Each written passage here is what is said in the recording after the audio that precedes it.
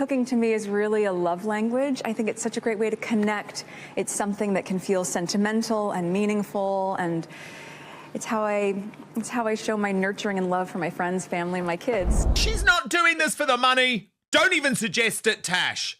She's not doing this for the money. She's doing this because it is her love language, okay? Oh, God, it's so vomit-inducing. I've never known anybody to be so fake. She is just nails down a chalkboard for me because there's nothing about her that's real. Every time you see her do a speech, every time you see an appearance from her, she's a completely different personality.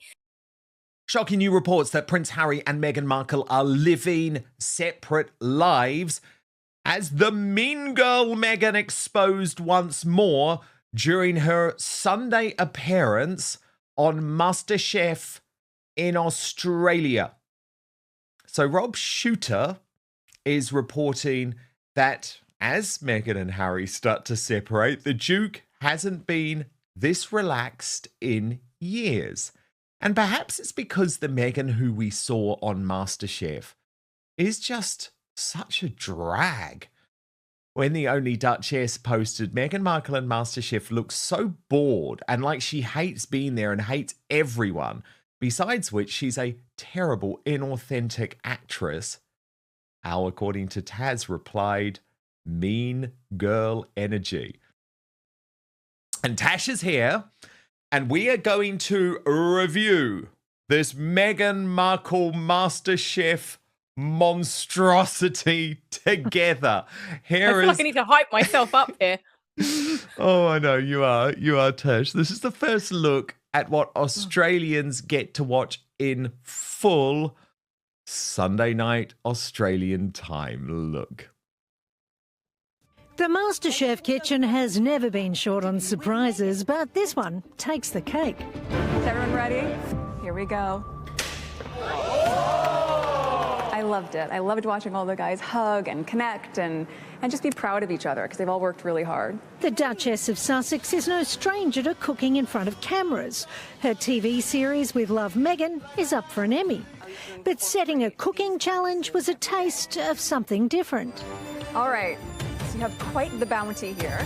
Really wanted to do things that gives you something to play with. So you have, of course, some citrus, you have lemon, you have macadamia nuts, some beautiful local Australian honey, Brussels sprouts. My kids eat Brussels sprouts. That's impressive. There aren't many other parents who could truthfully say their kids eat Brussels sprouts, but there are probably plenty keen to see just how Meghan fares in the high-pressure kitchen, this close to the pointy end of the competition. There is a lot of pressure in this kitchen. I don't like to cook that way. I like to cook in a really relaxed fashion. So all I could say to the competitors was to just remember to have fun, to keep a sense of humor about it, and to cook from the heart. During a tour of the pantry, she spotted a Meghan signature item. Some edible flowers. Edible flowers. Love that. Food and cooking to me is really a love language. I think it's such a great way to connect. It's something that can feel sentimental and meaningful, and it's how I show my nurturing and love for my friends, family, and my kids. Meghan's episode will be plated up this Sunday. Oh, Tash, it's just her love language. She's not doing this for the money. Don't even suggest it, Tash. She's not doing this for the money. She's doing this because it is her love language. What did you think? Yeah, but it's really excited. It's my love language. Oh, God, it's so vomit-inducing. I've never known anybody to be so fake. You know, Paris Hilton, when she was, Paris Hilton, the fake Paris Hilton, then we learned many, many years later she's not actually dumb. She is just nails down a chalkboard for me because there's nothing about her that's real. Every time you see her do a speech, every time you see an appearance from her, she's a completely different personality. And this is a woman that, turned around and said, actually, I'm too busy to cook, but I do really know how to make a takeaway look pretty. Let me guess, what? Sprinkle some flower petals on it. Even that, it's like, oh, look, flower petals. Everybody think of me. I sell flower petals, don't you? It's just going to be really, really bad. And I know I'm going to have to watch it and I don't feel good about it already. But yeah, she's just so unbelievably fake. As I said, I've said this before, if she was chocolate, she'd eat herself. But yeah, oh, I don't know, Dan. Are you going to watch it? Because I mean, do you know what? People might be shocked by this. I know it's huge in Australia, but I've never watched an episode of MasterChef in my life. It's just not my thing. And I know a lot of people love it. As I say, I know it's the #1 show in Australia. Not my thing, never has been my thing. But you know, Tash, I'm always of the belief we watch these shows so that Got to do it. others Other people don't have have to. to. And we can Yep. have some fun with it. So yeah. I'll Bottle of wine. I'll put myself through. Yeah, I might have a couple of margaritas for me. I think I need something Big. stronger. Yeah, Oh. exactly, to get through it. But Tash, look, there are these growing reports now about Prince Harry and Meghan Markle living separate lives. We saw the Daily Mail report earlier in the week about, and we'll come to this because I know there's been some pushback actually on this reporting, specifically in terms of the Prince William side of things. But it was this idea that the veil has lifted in terms of how Harry views Meghan. Now Rob Shooter of Shooter Scoop following up, suggesting that Harry actually hasn't been as relaxed because they are living separate lives. And what he is reporting, Tash, is not that there's any type of formal separation or anything, but that they are spending more and more time apart, with those closest to the couple increasingly questioning the future of their marriage. But again, that could just be because people see the fact that they are, at the moment, doing a lot apart. An insider telling him they're living very separate lives now. It's gone beyond work schedules. They have different priorities, different routines, and they're spending much less time together than people realize. Harry has been making more solo appearances in recent months, while Meghan has remained focused on her business ventures and media projects. The shift has fueled fresh speculation that the couple may be growing apart behind the scenes. When Harry is on his own, he seems like a different person, says another source. He's more relaxed, more spontaneous, and much more like the prince people remember. Friends have noticed the change. Even so, no announcement has been made, and the couple continues to present a united front publicly. Nobody knows what will happen next, another insider says, but people around them aren't talking about whether they're spending time apart anymore. They're wondering whether this marriage can survive it. For now, the Sussexes remain together publicly, but behind palace and Hollywood doors, the whispers are growing louder that they may be entering a very different solo chapter. Tash, what do you make of the new reporting? Tactical game plan. Okay, so this And then is they're my going to thought. explode back together, are they? As I usual. honestly think that they are trying to rehabilitate Harry at the moment. He is the only one out of the two of them that can build up their royal relevancy again. He is the only one that can increase their royal market value. They know that the public do not like Meghan.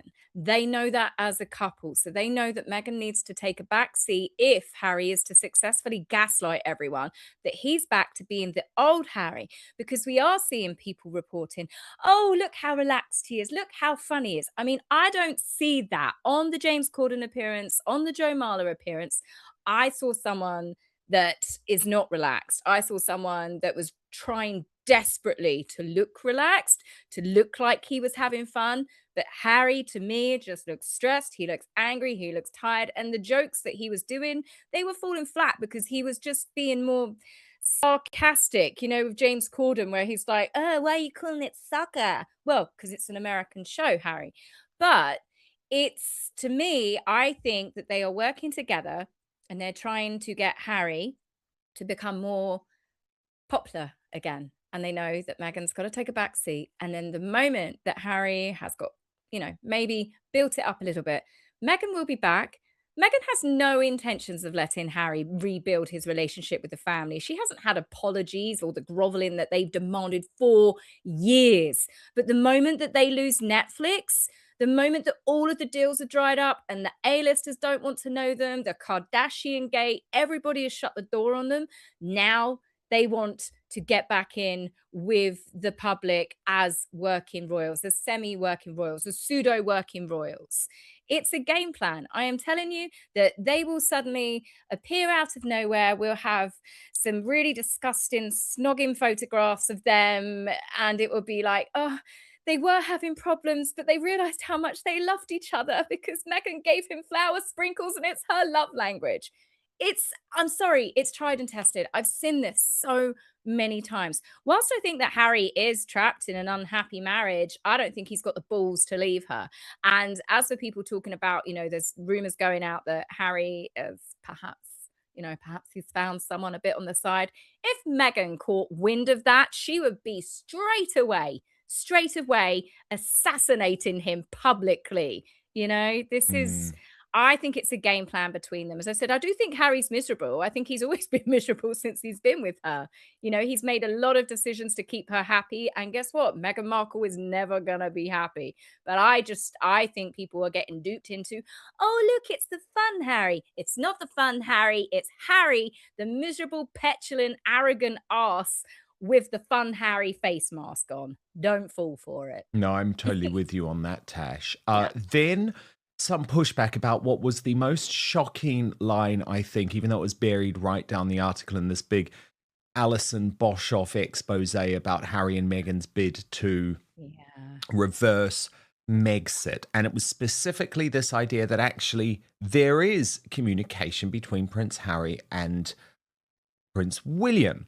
But Hello magazine, and come on, Hello is not, particularly bullish on any of this stuff, now running a denial, with Sabera Lone reporting Hello pushing back on Alison bullcrap. She really needs to stop talking to that couple. And then the quote from this Hello exclusive is, Hello understands that this report is not true and that Harry and William are not on speaking terms, which explains why we didn't see the brothers reunite. You wrote after that, Tash, surely these writers see how ridiculous it makes them look. Even if their bosses are pushing them to write this bollocks, I'd personally quit because it undermines not just their career, but also their credibility as a journalist. And for me, Tash, where I think there's like a fine line here is that it is interesting to hear what Prince Harry and Meghan Markle are saying and what they want out there. But journalists' responsibility are to make it clear that actually those assertions are not backed up. Do you see what I mean? So what Alison Boshoff really needed to do within that piece is say, but actually sources close to Prince William and Catherine insist that there is no contact. Do you see what I mean? But I still find it quite interesting that we do hear, because Alison Boshoff has basically made clear she's Harry and Meghan's gal, right? She says she doesn't speak to the palace at all, because that's what Rebecca English does. So, look, I do totally hear what you're saying. I mean, I don't think there's any credibility if she states it as a fact, but I think this was quite a fanciful claim. I had said earlier in the week, Tash, why these journalists have to be careful, in my view, is that they're actually doing Harry and Meghan's dirty work if they're not careful. Because do you remember earlier in the year, Charlotte Griffiths reported, oh, Harry's definitely going to get Ravik security. It's decided. Do you remember that? She just said it's decided.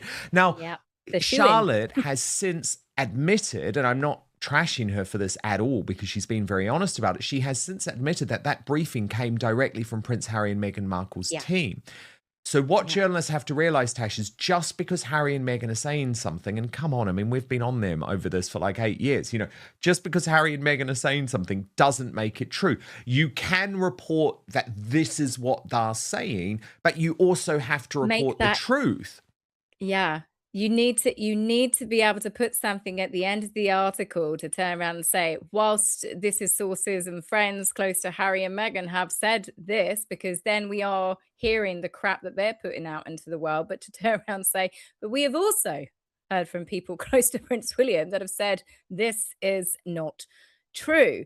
Totally. Yeah, I mean, they still need to obviously put out into the world what Harry and Meghan want put out in the world, and I actually live for it, because when it gets pulled apart, that's the funny bit, when it gets proven it's completely wrong and it's not true. But yeah, I mean, they're constantly playing games, which I do find completely laughable. This is a couple that have waged war against the royal family and tried to convince the public it's been members of the royal family that are planting stories in the press.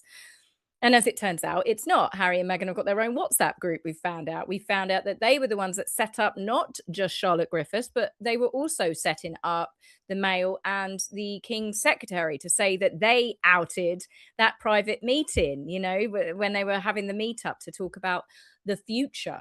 And it's clearly obvious that Harry and Meghan, they accuse everybody of everything that they themselves are actually doing. So it is good to obviously still see people put their side out there, but at the same time, don't report it like it's the gospel, because that is then just pushing their propaganda. And it makes you as completely pointless in existence as Omid Scobie, who seems to have been kicked out of Meghan's little black book of useful people. Yes, indeed. Exactly. And the problem is once your credibility as a journalist has gone, it's forever gone. It's So, gone. for Yeah, you can't example, get that back. no, Oprah. Oprah. You can't get exactly. it back. Exactly. And Oprah's going to do all she can to get it back. But unfortunately, you're tested in that moment as a journalist and you failed, Oprah, and we knew what you were doing. Now, Tash, there's also been some interesting footage that has emerged of Harry at the Time 100 gala behind the scenes. So Prince William's jaw wrote, H was in New York City to attend the Time 100 Most Influential People in Sports event on July the 16th. Look at the security he had. It looked like only 2 cars, but there were a bunch of people there. I don't know if this is his hotel or where it was filmed exactly. Tash, you then said it's for his ego, not his safety. And Yeah. Tash, let's just look at the video. And while we are looking at this video, can you just explain? I mean, I agree with you, by the way, but can you just explain what you mean? So, Tash, there is the one car. So that looks like the Archwell woman, the one remaining woman who's left. Dogs. I You sure mean, this isn't- come on. Yeah. I mean, we've seen this before in New York. We knew that the Oh, with the car mayor said, chase. the previous mayor had said that they were going to make sure that they had extra security. That is a lot of Harry's private detail there, but you sure this isn't old footage? That looks like when he's been in New York before, but Well, yeah. it's interesting because that is the footage that Prince William's jaw suggested was behind the scenes of Yeah. Time 100. But I But don't. with this, you know, we have seen Harry with this. We've seen them with the motorcades and stuff. And I don't think Harry believes he's really in danger. I don't. I think it's because he wants to make it look like that he's important and he needs all of this. It's about ego, whereby, you know, they want to be treated so people look at them, you know, like they're the president and the first lady. Like when Meghan, she went to the theater in New York, she had like a 3-4 car motorcade to go to the theater. They want the security there because they want people to stop and look, because unless there is a big red sign above their heads, nobody notices them. And even when people do notice them, nobody cares. Loads of people knew that Meghan Markle was speaking in Geneva because she made sure that she told everybody. No one cared enough. Not even people that perhaps hate watch her. Nobody cared. Their relevancy, as I said, is completely down the pan. And that's the only way that I think it makes them feel like that they're still really important. And for them, surrounding themselves by big security guards. I mean, it was the same as when Harry went into, was it Chatham House when he came over to the UK? His security guards looked like cartoon security guards. It looked like it was the Men in Black, you know, these big burly guards. And at the end of the day, private security, they're not meant to be seen. To protect you, you're not meant to know that they're there. That's the whole thing about it. They're meant to camouflage. People aren't meant to know. They're just meant to know that you do have someone there. And for Harry to have all of this, it's just a big beacon. Please pay attention to me. Please remember that I am important. And But I'm Tash, sorry, there he's is no just- low to which this couple will not sink. Oh, And no, we've we seen that. saw an We can't- example of that this week in terms of their team now starting to invoke the assassination of Anne Widdecombe. Now, for people outside of the UK who may not know this story, Anne was actually a friend of mine, a former colleague, someone who had appeared on Outspoken, a very, very famous British right-wing politician and celebrity who was assassinated within her own home. We learned this week she was actually hit over the head 21 times with a hammer. And Royally Sage pointed out, allegedly Harry wants to use the death of Anne Widdecombe to appeal his appeal of the security issue. Apparently the lack of any actual crowds outside the press went right over his head, his empty, balding ginger head. Their words. Harry has no case, but he thinks he can harass a new crop of politicians. And Tash, you responded to this saying his best security option is not telling people his every bloody move. Stop telling people when and where and who he's bringing. Just shut up and go about your day and release photos after. And I mean, number one, Tash, I totally agree. That's what I've been saying for a long time. Yeah. But can I just specifically make the point on Anne Whitaker? And I feel this pretty strongly, given that she was a friend. Yeah. Prince Harry and Meghan Markle, Tash, attempted to, I would say, defame Anne, actually, as a racist in the Harry and Meghan Netflix series. She was one of the examples they used from her time within Celebrity Big Brother to try and suggest that the UK wasn't somehow an unwelcoming racist hellhole. And actually, and this is really worth pointing out, Tash, Anna came on my GB News show after that because I wanted to give her the opportunity, given she had been trashed internationally, you know, as some type of anti-Meghan person. And we showed the full clip from Celebrity Big Brother, Tash, and it was nothing of the sort. She had worked out, like a lot of you clever clogs did very early on, that Meghan Markle was trouble, but it was absolutely nothing to do with her race. It was to do with a whole load of other issues. So I just find it so ironic that here is someone assassinated who they derided, Tash, as a terrible human being in their Netflix show. Her assassination, which is currently before the courts, which makes it very difficult to talk about, but a lot of people, including myself, including Nigel Farage, believe that her assassination is politically motivated. And now we have to deal with Prince Harry trying to use Anne's assassination to beef up his own security. To me, this was a new low from him. Do you understand what I mean? He just every time you think he can't go lower, of course he does. I mean, Anne Widdecombe, what's happened to her is very similar to Charlie Kirk. There is so much terrible things that happen in the world, and it's not right wing you should be scared of these days. It's very much, I would say, left wing. Left-wing terrorism, Nigel Farage. Yeah, it is. It is, and I totally agree with him on that. And then you have people like Harry and Meghan who are part of the problem to get their own way, to silence people, to intimidate people into not saying anything negative about them. They throw allegations at people. And throwing allegations of racism at people is something that can invoke a lot of anger, a lot of hatred, because racism is a terrible thing and it affects lots of people every single day. But what happened to Harry and Meghan wasn't that. But they know that if they accuse people of being racist, it shuts people down and it causes backlash. And we are really beginning to see where people like Harry and Meghan, who almost incite hatred towards anybody that criticizes them, they are part of the problem. And it's, again, with them suddenly trying to use Anne Widdecombe's death to try and help himself, like he did with Salman Rushdie, didn't he, as well? You know, there's no one that Harry isn't going to use, but like you said, this is a woman that they have tried to accuse as being a terrible person. And I mean, the whole thing with Anne is still absolutely devastating. It made me cry to learn how she spent her final moments on this earth. No one deserves to go through that, but then also no one deserves to have allegations thrown at them that are not true either. 100%. And she was a good woman. She was a good woman.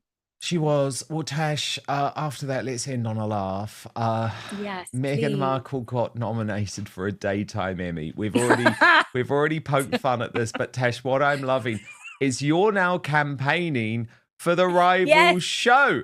And you've written, Netflix ain't touching that. My money is on Archewell Productions applying for a daytime Emmy. And yes, there's a lot of suggestion. But you're saying, Tash, I'm personally rooting, and this is one of the nominees in the same category, The Wizard of Paws, an animal prosthetics expert called Derek Campana travels across the country to help animals with limited mobility. Okay, Tash, what's the show and how on earth can we make it beat Meghan? That has to happen. I honestly don't know. I mean, this show is genuinely magic. I'd never heard of it before. So where is it? Where do you watch it? I've been watching it on YouTube, clips of it on YouTube and on Instagram as well. And honestly, it makes me cry, proper sob, but happy tears. He helps goats, he helps chickens, he helps absolutely anything that you can think of that has lost a limb. And he helps them. And it's such an amazing thing. He's like an angel to animals, really. I mean, I am honestly shocked that this hasn't come up. My mum hasn't said, you know, watch this show, but I'm going to be telling everybody to watch this show because it's so beautiful and it's so heartwarming, because we would put animals down so they, you know, because they cannot have a decent quality of life. And there's this man out there that actually makes their quality of life so much better, in some cases where they've been born with disabilities, better than what they've ever had. You know, this is someone that genuinely elevates animals' lives. And you know what? There isn't a freaking flower sprinkle in sight.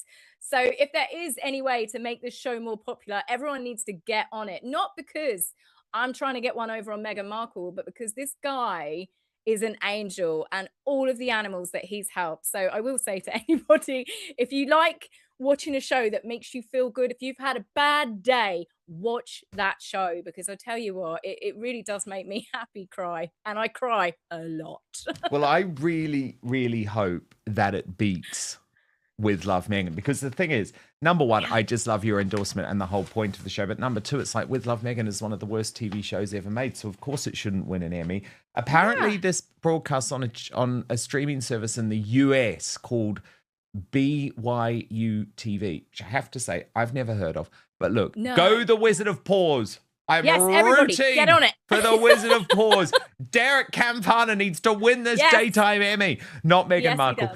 Tash, very brilliant to have you here. Of course, do make sure you subscribe to According to Taz on YouTube. She's obviously, as we've seen today, always posting some amazing nuggets on Elon Musk's X as well. So follow her there too. But you can see all of her shows on YouTube. Tash, thank you so much. Thank you very much for having me, Dan.